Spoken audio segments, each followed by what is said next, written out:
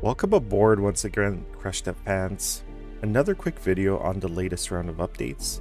You might find it more useful to view these updates inside of a video rather than reading a wall of text. So here we go. First thing we've added is a trigger warning, which applies for this video as well. We will be showing some content some audiences may find disturbing, such as nausea, flatulence, hyperventilation, flashing lights. So if you're sensitive to that, please move on to a different video, as we will be showing sights and sounds you may find disturbing. We think this trigger warning will be useful inside of the game to ensure everybody understands what type of content they will stumble across. The first set of features we've added is inside of the options menu to disable audio and visual feedback for nausea and flatulence. This applies to both your local player as well as network players. So if you're sensitive to these sights and sounds, you can disable this. We will eventually be also adding sights and sounds for hyperventilation. Instead, we will provide visual cues that these actions are occurring, so you can still understand the gameplay integration and the side effects without having to experience those directly. And I'll discuss exactly what I mean by gameplay integration in just a moment. First, let's hop into the MMO world map so we could discuss these features inside of the U-boat. Please note that while you can do this inside of the museum, which is available in the demo, I like to do it inside of the U-boat so you understand the setting and the context of why these features were implemented. So here we are inside of the control room of the U-boat, which I think is the perfect setting to show off these features and to discuss why we implemented them. So first you have to realize that the setting we are in is a metal cylinder under the water. That is a very inhospitable place for a human being to begin with. We're talking about a shared airspace which is not recycled or refreshed in any way. So let's consider having dozens of people stuck in this cylinder and the repercussions of that. So first feature I'll be showing off, again trigger warning, is flatulence.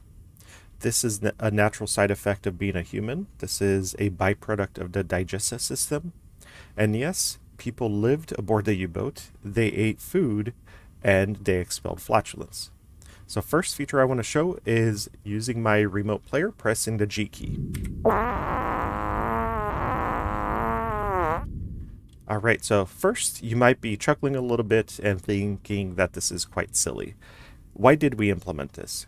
Well, in prior videos, we showed off how we now have a fully networked simulation subsystem which tracks the moles of carbon dioxide, oxygen, methane, and other gases inside of the different compartments.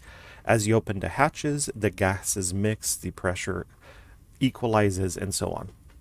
Well, our player right now that expelled some bodily gases just introduced new moles of methane into the air.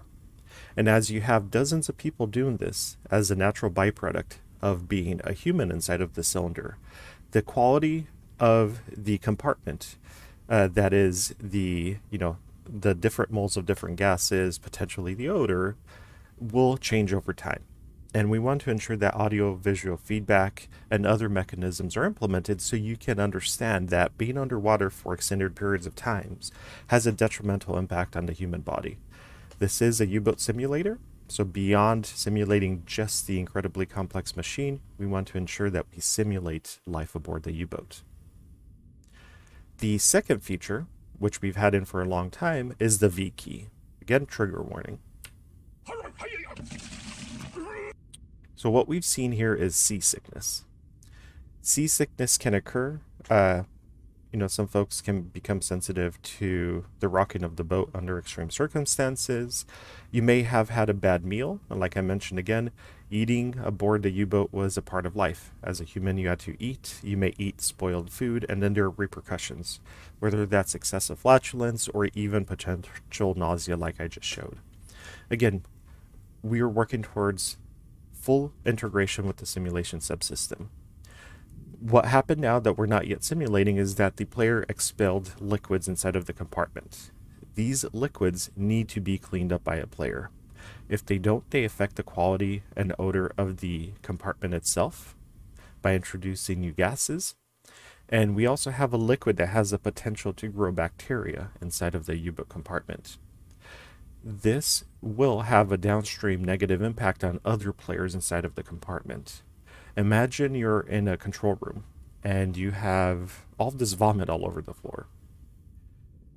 That will eventually make other players sick, and they will respond to that. And while this may not be your central focus, such as turning a valve or looking through the periscope to try and hunt down a ship, the reality is that you have to live in this compartment and you have to keep it hospitable. And if you don't tackle that, then I think we failed in achieving our dream of simulating a U-boat to the full potential and full depth that we aim for. My last train of thought is that a U-boat, a metal cylinder under the waves, was very inhospitable, and we want to make sure the gameplay represents that and is a central focus that you take under consideration as you do anything inside of this metal CAD with others. Coordinating with others, assigning assignments about different tasks and jobs, such as the medic or the cleaning crew, will be just as crucial and instrumental to your long-term success as manning the trim station, for instance.